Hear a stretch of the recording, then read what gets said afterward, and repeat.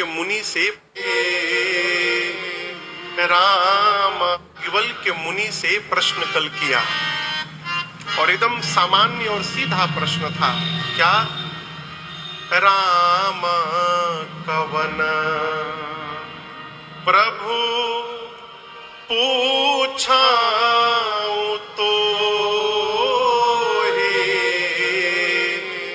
राम कवन। सीधा प्रश्न किया भरद्वाज जी ने, हे मुनिवर ये राम जी कौन है? और इस प्रश्न के उत्तर में श्री याज्ञवल्क्य मुनि ने भगवान शिव और मां पार्वती के विवाह की कथा सुना डाली। और जितनी निष्ठा से श्रद्धा से भरद्वाज जी ने प्रश्न किया था, उतनी ही श्रद्धा से वो इस कथा को सुनते भी गए और मन में सोचते गए कि जब शिव कथा सुनकर इतना आनंद आ रहा है, तो जब याज्ञवल्क्य मुनि राम जी की कथा सुनाएंगे तो कितना आनंद प्राप्त होगा। इसकी कल्पना करके प्रेम और बढ़ गया। पूरी कथा को सुनते गए। शिव जी के प्रति भरद्वाज जी की प्रेम को देखकर याज्ञवल्क्य मुनि गदगद हो गए और कथा को रोक करके बोल पड़े। क्या? आहो धन्य तव जन्म मुनि सा, आहो धन्य तव जन्म मुनि सा। क्यों? तुम्हें प्राण समप्रिय गौरी सा, तुम्हें प्राण समप्रिय गौरी सा, तुम्हें प्राण समप्रिय गौरी सा। याज्ञवल्क्य ऋषि बोले, हे भरद्वाज जी आप धन्य हैं, आप धन्य हैं, आपका जन्म धन्य है। क्यों? आप भगवान शंकर को अपने प्राण के समान प्रेम करते हैं, इस बात को मैं जान गया हूं, इसलिए आप धन्य हैं। ये धन्य शब्द बड़ा अद्भुत है। और समाज, बुरा न मानिएगा, समाज में हम जिसके पास बहुत संपत्ति हो जाती है, जिसको बहुत धन प्राप्त हो जाता है, वो समझता हम धन्य हो गए। ये धन्यता नहीं है। धन्यता क्या है? मानव का शरीर प्राप्त करके और भगवान के श्री चरण में यदि प्रीति जागृत हो गया है तो हमारा जीवन धन्य हो गया। ये धन्यता है। गोस्वामी जी ने श्री रामचरितमानस में कई स्थान पर धन्य को वर्णित किया है। धन्य कौन? जो संसार के समस्त आशाओं का त्याग करके भगवान के भरोसे बैठा है, वो जीव धन्य है। और यहां दर्शन करिए, भगवान के भरोसे बैठने का अर्थ ये नहीं कि हम कर्म ना करें। बाबू अरे कब पहुंचे? तुरंत।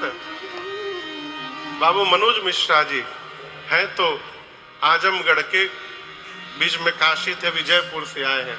स्वागतम। जय। धन्य कौन? गोस्वामी जी कहते हैं, ते धन्य तुलसीदास आस बिहाई जे हरि रंग गए। जो जगत की आशाओं का त्याग करके भगवान के रंग में रंग करके बैठा हुआ है, वो जीव धन्य है। हाँ, तो मैं कह रहा था, भगवान पर विश्वास करके भरोसे में रहने का अर्थ ये नहीं है कि कर्म से हम च्युत हो जाएं। भगवान पर भरोसा करने का अर्थ है हम कर्म करते रहें और उसके बाद जो परिणाम हो उसको सहर्ष स्वीकार करके आनंद में बने रहे। ये भरोसा है, ये भरोसा है। कर्म तो करना ही पड़ेगा। कहो, बिना कर्म किए कुछ गति होने वाली नहीं है। याज्ञवल्क्य ऋषि बोले, भरद्वाज जी, आपने राम जी की कथा पूछी, मैंने आपको शिव कथा सुनाई, लेकिन ये न समझिएगा कि मैं आपको प्रश्न को समझ नहीं पाया। मैं ये जानना चाहता था कि आप राम कथा सुनने के अधिकारी हैं कि नहीं हैं।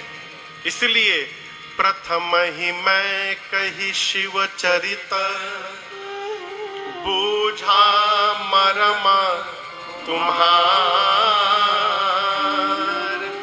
सुचि सेवक तुम राम के, सहित रहित समस्त विकार। कहते हैं कि पहले शिव जी की कथा सुनाकर मैं आपके मर्म को बूझा। बूझा था, बूझा मतलब जाना, समझा, भोजपुरी शब्द है, बुझाता।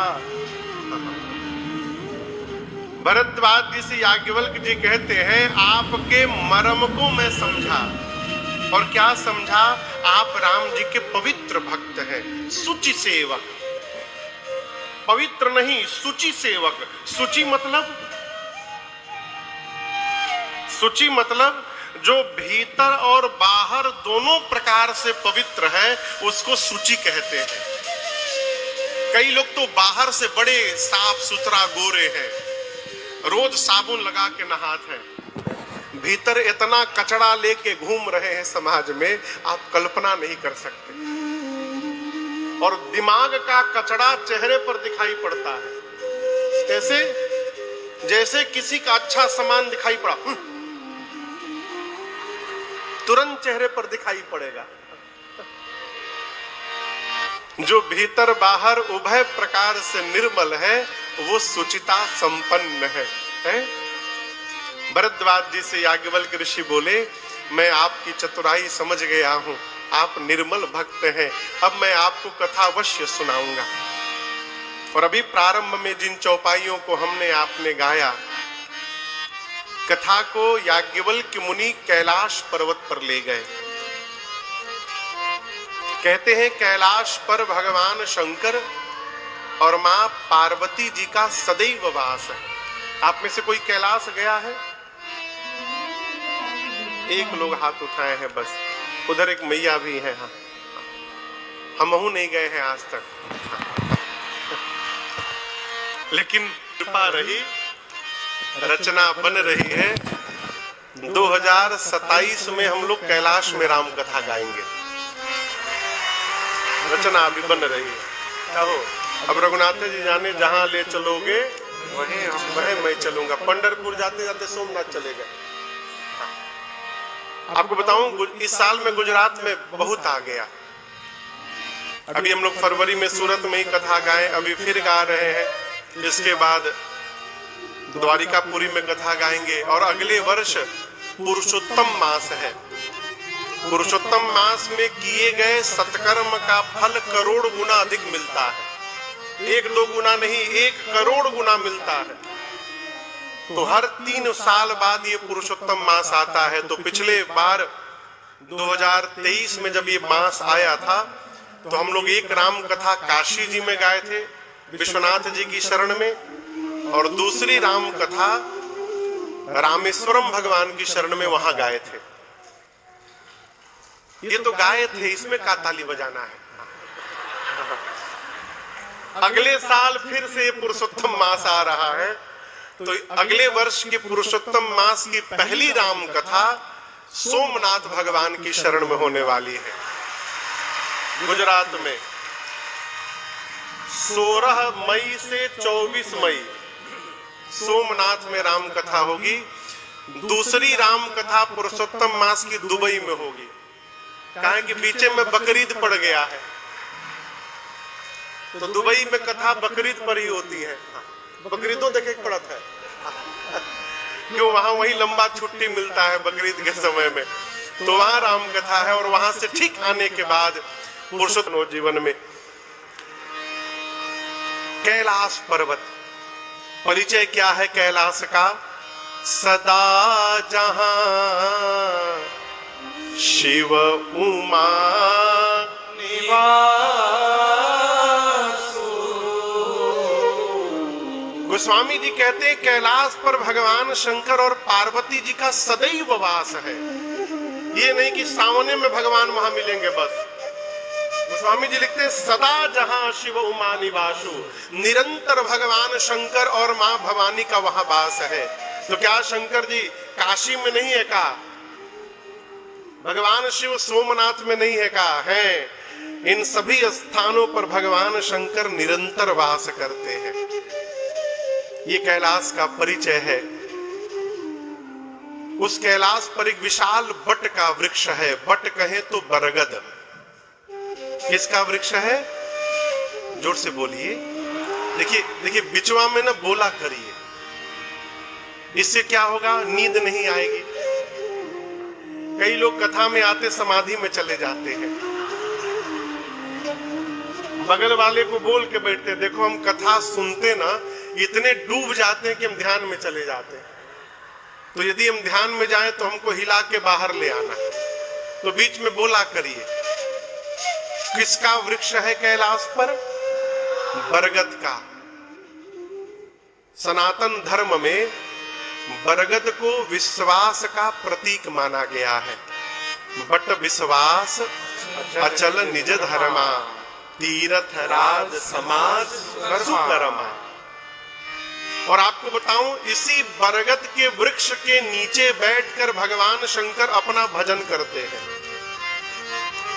गोस्वामी जी कहते हैं एक दिन भगवान शंकर उस बरगद के वृक्ष के नीचे आए, उसको देखे और उसको देखते हृदय में ऐसा भाव उमड़ा कि तुरंत गए, अपने हाथ से अपना बागंबर उठाए और लाकर निज कर डाले नागरे पुछाला। नाग रिपु छाला। नाग कहते हैं हाथी को, रिपु अर्थ होता है शत्रु। तो हाथी का शत्रु कौन है? बाघ। यानी भगवान शंकर बाघ के छाल को, बाघंबर को अपने हाथ से बिछाए और बिछा करके बैठ गए। अब यहां पर एक सामान्य प्रश्न है, क्या शंकर जी के आसन को बिछाने के लिए कोई गण नहीं था वहां पर? कैलाश में कोई सेवक नहीं थे भगवान शिव के पास, कोई गण कि वो आसन बिछा देते थे? लेकिन क्यों बाबा अपने हाथ से बिछाए? तो पहला कारण मैं आपको निवेदन करूं, साधक जब तक अपने व्यवहार के लिए अपने पर आश्रित नहीं होगा तब तक उसकी साधना फलीभूत होने वाली नहीं है। आपको आज की भाषा में कहूं, जिस बच्चे को पढ़ने के लिए जगाना पड़ रहा है वो पढ़ भया, वो का पढ़िए भगवान ने जानत है। जिसको पढ़ने के लिए जगाना पड़ रहा है भगवान जाने का पढ़िए। जिसको पढ़ना होता है उसको जगाना नहीं पड़ता, वो स्वयं जग के पढ़ता है। अपने पर निर्भर रहिए। जिसको जीवन में लक्ष्य प्राप्त करना है अपने व्यवहार के लिए अपने पर भरोसा रखिए। भगवान शिव भजन में प्रवेश करने जा रहे हैं, इसलिए अपने हाथ से बागंबर बिछाएं। इसका एक दूसरा कारण मैं निवेदन करूं, ऐसा प्रतीत होता है कि बाबा ने आसन बिछाने के लिए ऐसे समय का चयन किया है जिस समय वहां कोई गण न हो। बाबा ऐसा समय ढूंढे कि जिस समय कोई गण न रहे, उसी समय आसन बिछाऊंगा। क्यों? भगवान शंकर जानते हैं कि मैं जैसे बैठूंगा पार्वती आकर अपने मन का संशय प्रकट करेंगी। यदि गणों के सामने सती पार्वती अपना संशय प्रकट करेंगी तो ये गण मेरी भवानी के विषय में क्या क्या सोचेंगे कि पार्वती जी को भी संशय हो रहा है। इसलिए भगवान शंकर ने ऐसे समय का चयन किया जिस समय वहां पर कोई था नहीं। अपने हाथ से बागंबर लाकर बिछाएं और बिछाकर बैठे सहज शंभु कृपाला। सहज होकर भगवान शंकर बैठ गए हैं। आप बाबा का स्वरूप दर्शन करिए। गोरे रंग सोहे अंग पर भुजंग, भुजंग मतलब सांप। गोरे अंग सोहे, गोरे रंग सोहे अंग पर भुजंग, तरंग गंग जटा जोट दे। गोरे रंग सोहे अंग पर भुजंग, तरंग गंग जटा जोट दे। गोरे रंग सोहे अंग पर भुजंग, तरंग गंग जटा जोट में। गोरे रंग सोहे अंग पर भुजंग, तरंग गंग जटा जोट में।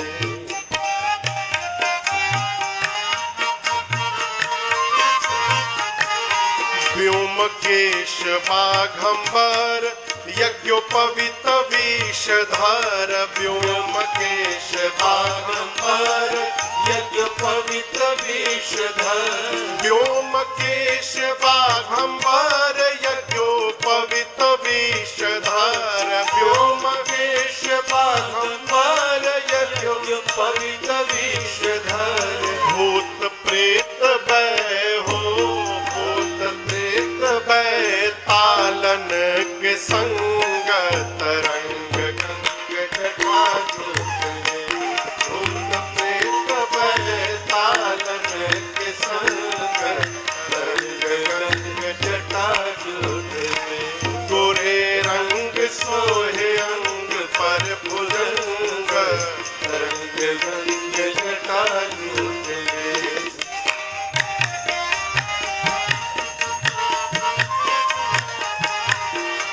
तारयति वर देव अजर अमार पार। तारयति वर देव अजर अमार वर। तारयति वर देव अजर अमार पार। तारयति वर देव अजर अमार।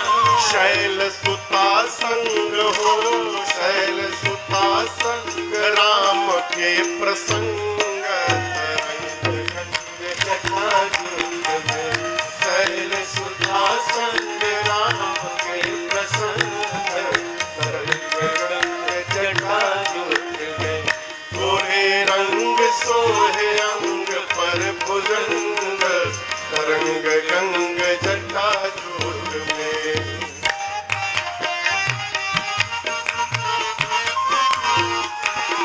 डमरू त्रिशूल धारी जय कामारी त्रिपुरारी। डमरू त्रिशूल धारी जय कामारी त्रिशूल धारी जय कामारी त्रिपुरारी। डमरू त्रिशूल धारी जय कामारी त्रिपुरारी। हे शिकारी नाथ हो, हे शिकारी नाथ भक्ति दो अभंग, तरंग गंग जटा जोट में।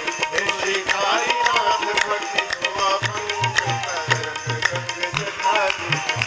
गोरे रंग सोहे अंग पर भुजंग, तरंग गंग जटा जोट में।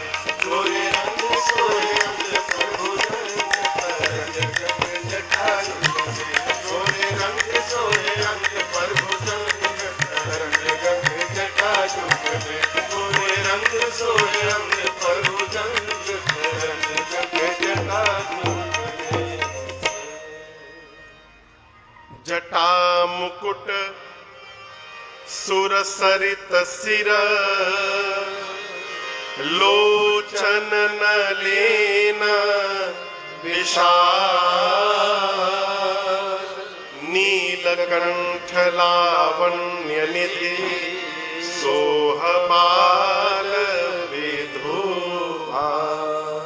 भगवान शंकर उस बरगद के वृक्ष के नीचे बैठे। मां पार्वती ने जैसे भगवान शंकर को देखा, परम प्रसन्न की मुद्रा में मां दौड़कर बाबा के पास गई। गोस्वामी जी कहते पार्वती भल अवसर जानी। कैसा अवसर? भल अवसर। भल बुझाता, भल मतलब अखिलेश भैया भल मने अच्छा, हाँ, बढ़िया बढ़िया, सुंदर। और ये कहे तो नीमन। भल अवसर जानकर मां पार्वती भगवान शंकर के पास गई और बाबा ने मैया का आदर किया। जानी प्रिया आदर अति कीन्हा। दर्शन करिए, सामने वाला आपके जाने पर कितना आपका आदर कर रहा है, इसका पता कैसे चलेगा? मुंह से तो हर आदमी झूठ बोलता, अरे आइए बड़ा अच्छा लगा आप आ गए, अब भीतर का चल रहा हो तो रामे जी जान रहे।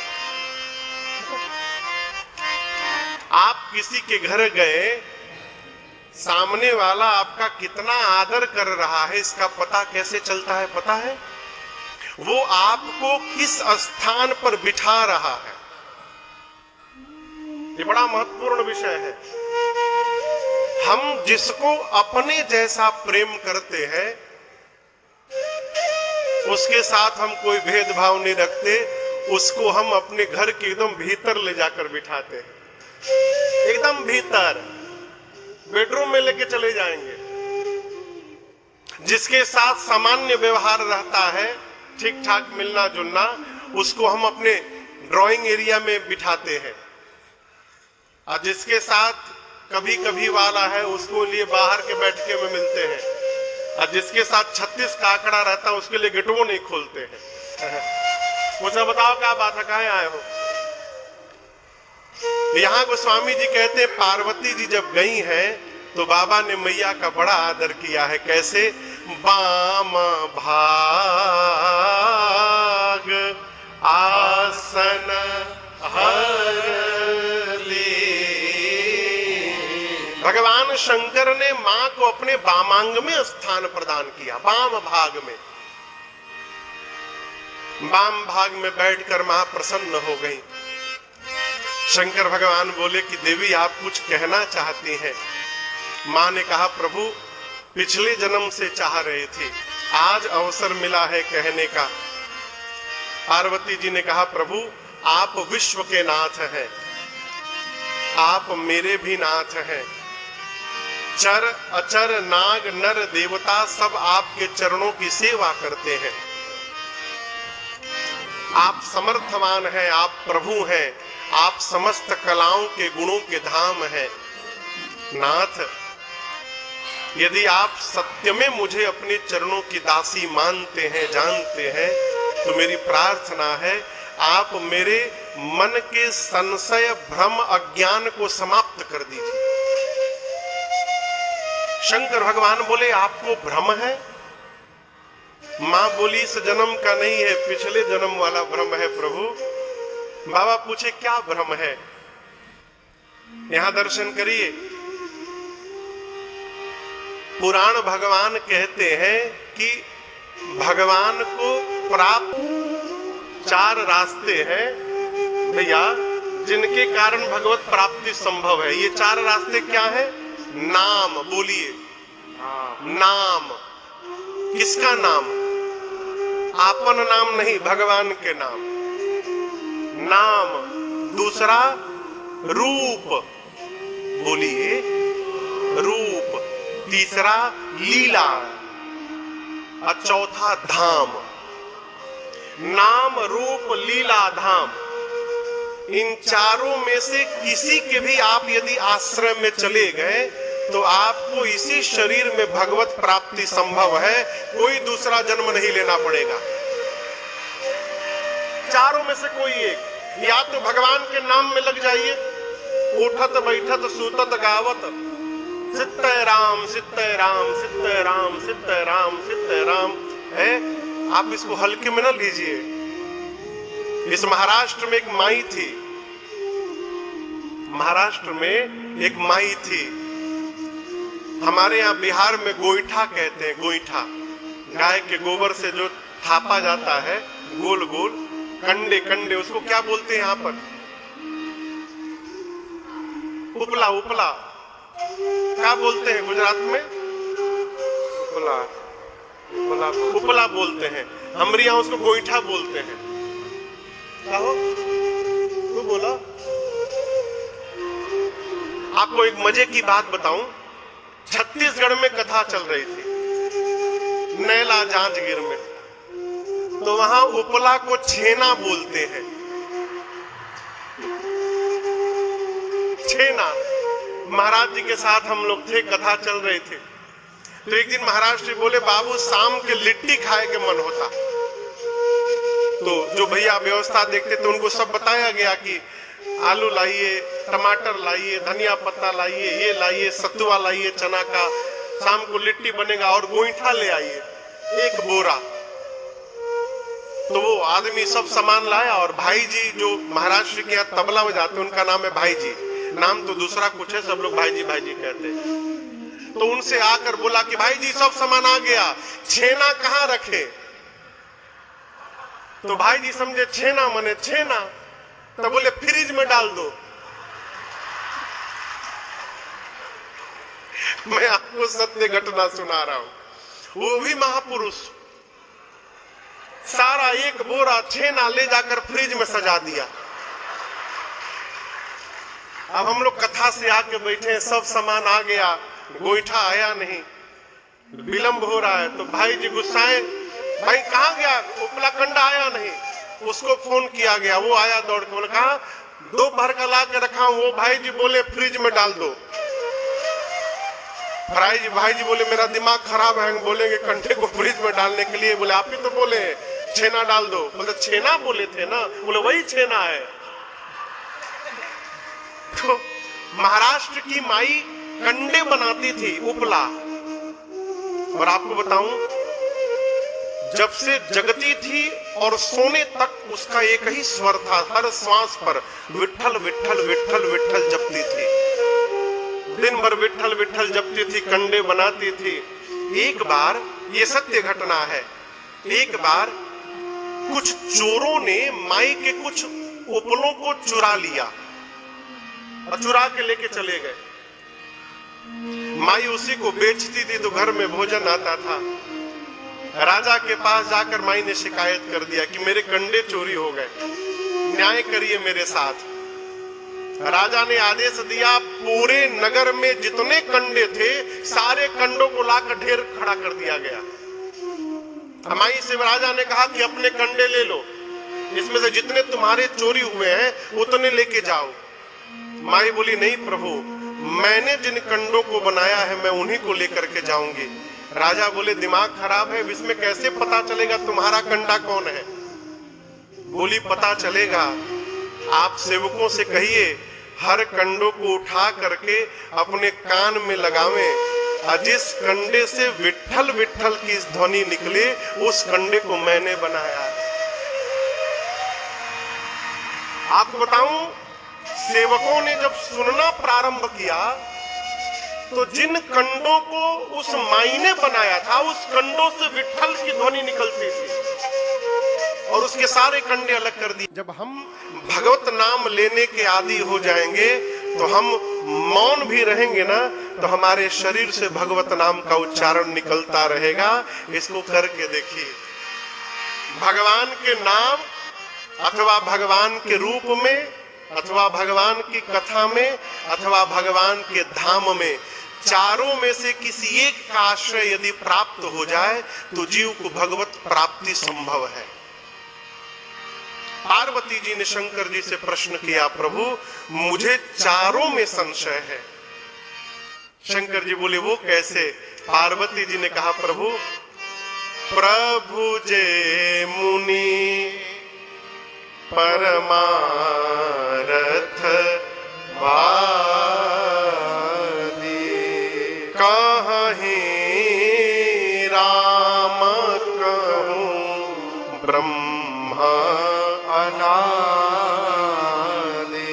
यदि प्रभु जो मुनि लोग परमार्थ पथ पे चलते हैं वो कहते हैं कि राम जी ब्रह्म है। राम जी क्या है? जोर से बोलिए आप लोग, ब्रह्म। शेष सरस्वती वेद पुराण राम जी की लीला का गुणगान करते हैं। अब यदि राम जी ब्रह्म है तो यहां दर्शन करिए, रूप को लेकर संशय हुआ। ब्रह्म का कोई स्वरूप नहीं होता, ब्रह्म का जन्म ही नहीं होता। तो जिसका जन्म नहीं होगा उसका आकार कैसे होगा, उसका रूप कैसे बनेगा? तो यदि राम जी ब्रह्म है तो उनका रूप कैसे आया? ये रूप को लेकर संशय। मुनि लोग, सरस्वती जी भगवान राम की लीला का गुणगान करते हैं। ये लीला को लेकर संशय, जिसका जन्म ही नहीं होता उसकी लीला कहां से हो गई? और जैसे विवाह करके जिस दिन से मैं आई हूं यहाँ, प्रभु आपको मैंने एक ही काम करते देखा है दिन रात। आप तुम पुनि राम राम दीन राते, सादर जपहु अनंग मैंने देखा है आप दिन रात राम राम राम राम राम राम जपते हैं। जिसका जन्म ही नहीं होता उसका नाम कहां से हो गया? रूप लीला नाम का संशय बताया। अब धाम, मां कहती प्रभु आप सभी लोग जिस राम की चर्चा करते हैं, क्या ये अयोध्या वाले महाराज दशरथ के आंगन में खेलने वाले राम जी हैं कि कोई दूसरे अजन्मा अलौकिक तत्व है? यदि राम जी ब्रह्म है तो ब्रह्म राजा का बेटा कैसे बन गया, ये बताइए। और यदि राम जी दशरथ जी के पुत्र हैं तो एक जन्म लेने वाले राजकुमार को आप लोग ब्रह्म क्यों बोल रहे हैं? नाथ, पिछले जन्म में मैं आपसे विवाद कर रही थी, इस जन्म में आपसे संवाद करने के लिए आई हूं। मैं राम जी की कथा सुनना चाहती हूं। और मां ने प्रश्न किया, प्रारंभ से लेकर अंत तक पूरा प्रश्न क्रम से किया। पूछे मैया, कौन मैया? हाँ हाँ वही वही। पूछे मैया शैल कुमारी, कथा कहिए भोले भंडारी जी। पूछे मैया शैल कुमारी, कथा कहिए भोले भंडारी जी। पूछे मैया शैल कुमारी, कथा कहिए भोले भंडारी जी। पूछे मैया शैल कुमारी, कथा कहिए भोले भंडारी जी। प्रथम सो कारण कहु विचारी, प्रथम सो कारण कहु विचारी। निर्गुण ब्रह्मा सगुण वपुधारी, निर्गुण ब्रह्मा सगुण वपुधारी। ब्रह्म बने अवध बिहारी, कथा कहिए भोले भंडारी जी। ब्रह्म बने अवध बिहारी, कथा कहिए भोले भंडारी जी। पूछे मैया शैल कुमारी, कथा कहिए भोले भंडारी जी।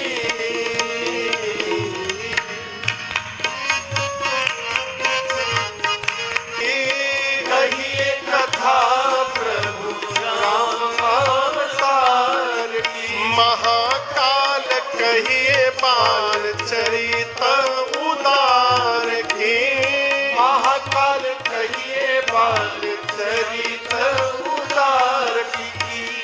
कैसे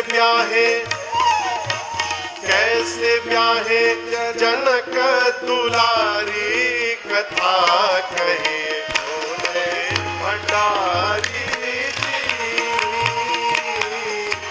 कैसे ब्याहे जनक दुलारी, कथा कहे बोले भंडारी जी। पूछ मैया शैल कुमारी, कथा कही बोले भंडारी जी।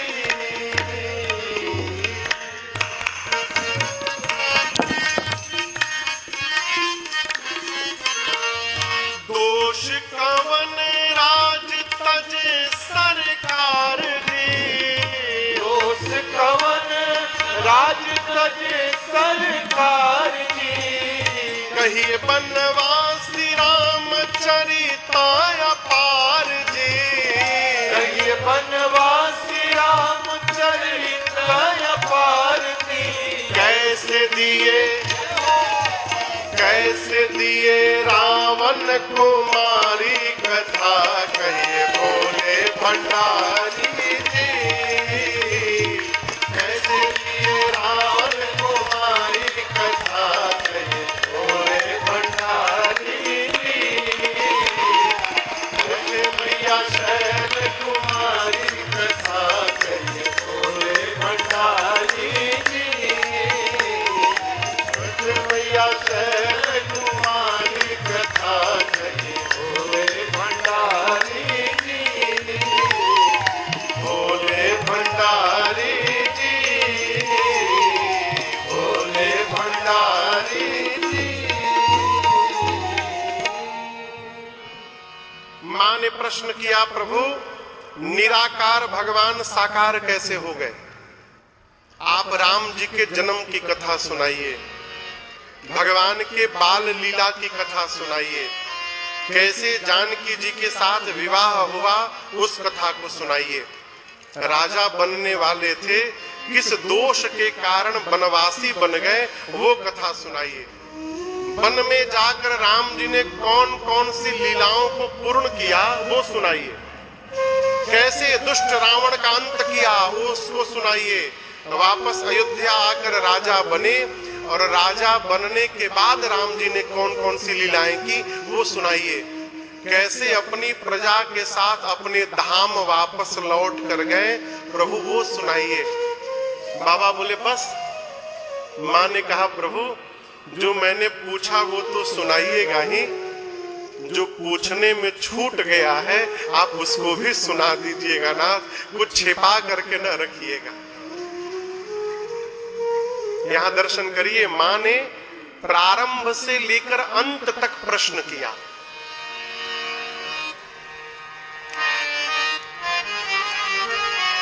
किसी भी व्यक्ति का जब आप नाम सुनते हैं तो सबसे पहले क्या याद आता है? कभी सोचा है? अखिलेश भैया, किसी का जब आप नाम सुनते हैं तो क्या याद आता है? चेहरा। दो चीज याद आती है, एक तो उसका स्वरूप और दूसरा उसका चरित्र। किसी के आने की सूचना मिलती है, कहते अरे वो तो साधु है, वो आ रहे हैं। अभी वो आया नहीं लेकिन उसकी साधुता पहुंच गई आपके घर में। कोई दुष्ट व्यक्ति के आने की सूचना मिल गई तो आप बच्चों से कहते कई दिन हम घर में नहीं थी। कहे दुष्ट महादुष्ट आदमी है वो अभी आया नहीं, का पता जहाज मिली कि ना मिली, लेकिन उसकी दुष्टता आपके घर पहुंच गई है। मां ने जैसे राम जी का नाम लिया, राम जी का चरित्र भगवान शंकर के हृदय में उदित हो गया। हर ही राम चरित सब आए। और जैसे राम जी का चरित्र भगवान शंकर के हृदय में आया, प्रेम पुलक लोचन जल छाए। हाल पड़ा प्रेम अश्रु। भगवान राम जी का चरित्र आया और पूरे चरित्र ने मिल करके राम जी के स्वरूप का निर्माण किया और शंकर जी के हृदय में शंकर जी को राम जी का साक्षात्कार हो गया हो, भगवान का दर्शन हृदय में ही हो गया। बुरा न मानिएगा, लोग मंदिर जाते हैं भगवान का दर्शन करने। प्रयास करिए कि मंदिर वाले भगवान का दर्शन घर बैठे आपको आपके हृदय में होने लगे, तो आपका घर ही मंदिर बन जाएगा। फिर कहीं आने जाने की आवश्यकता ही नहीं है। कहो, बाबा के हृदय में राम जी का दर्शन मिला, और जैसे राम जी का दर्शन मिला, शंकर भगवान मगन ध्यान रस तंड जुग पुनि मन बाहिर की, रघुपति चरित महेश तब हर्षित बरनैली। भगवान शंकर ध्यान में चले गए।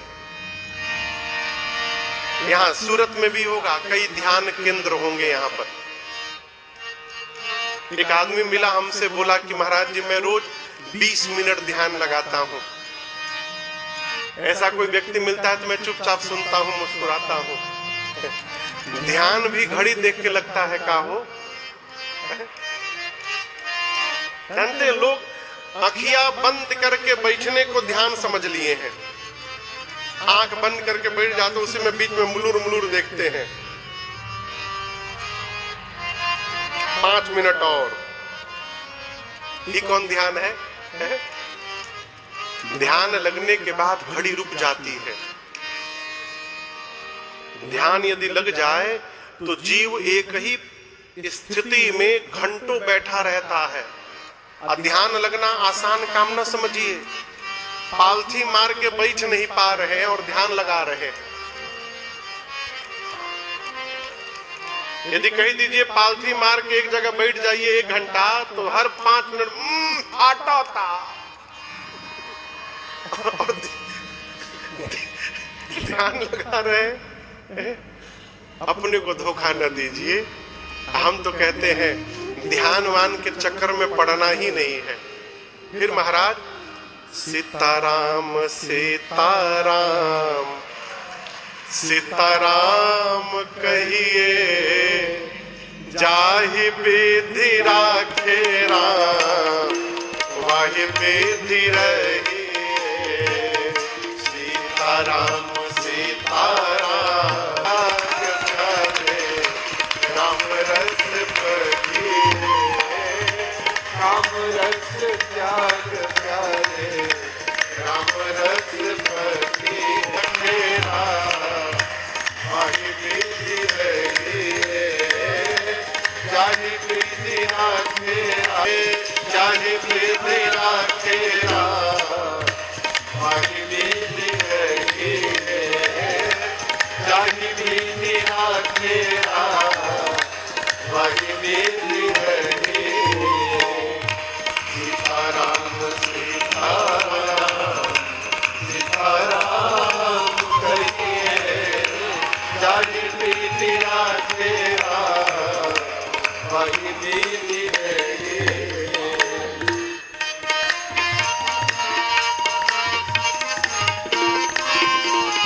महामंत्र जिंदगी की डोर सौ हाथ दीनानाथ के।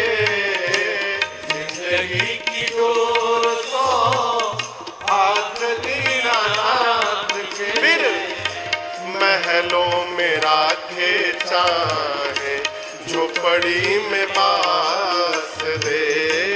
महलों में राखे झोपड़ी में बास। एक काम करिए, धन्यवाद निर्विवाद राम राम कहिए। धन्यवाद निर्विवाद राम राम कहिए। जाहि विधि राखे वाहि विधि रहिए। जाहि विधि राखे वाहि विधि रहिए। सीताराम सीताराम सीताराम कहिए,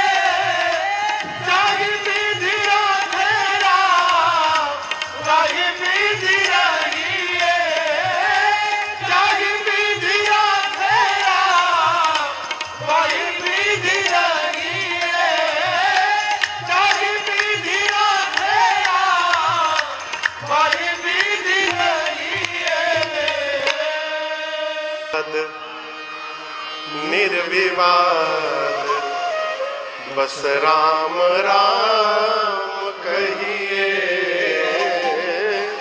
जाहि विधि राखे वही विधि रहिए। राम राम जपते रहिए, राम राम जपते जपते जब रटन लग जाएगी और जिस दिन भगवान का दर्शन प्राप्त होगा हृदय में, उसी दिन बिना बोले ध्यान लग जाएगा। ध्यान लगाने का एकमात्र उपाय है हृदय में भगवान का पहले दर्शन होना। ऐसे ध्यान नहीं लगेगा। जिस दिन भगवान हृदय में दिखाई देने लगेंगे, भूकंप आता है ना तो लोग घरवा के बाहर निकल के खड़े हो जाते हैं, सोचते हैं बच गए। अगर बिल्डिंगवा ऊपर गिर गया तो सोचिए, एक जगह कथा चल रही थी, हॉल के अंदर आया भूकंप, पूरा हॉल हिलने लगा। महाराज कथा गा रहे थे आंख बंद करके, भूकंप आया तो लोग भाग गए। महाराज देखे कि पूरा हॉल खाली, जब आंख खोले तो सब भाग गए। महाराज साथ वाले भी भाग गए। महाराज अकेले आंख बंद करके मंगलाचरण गा रहे थे, लेकिन गिरा वरा नहीं। जब सब शांत हुआ तो श्रोता फिर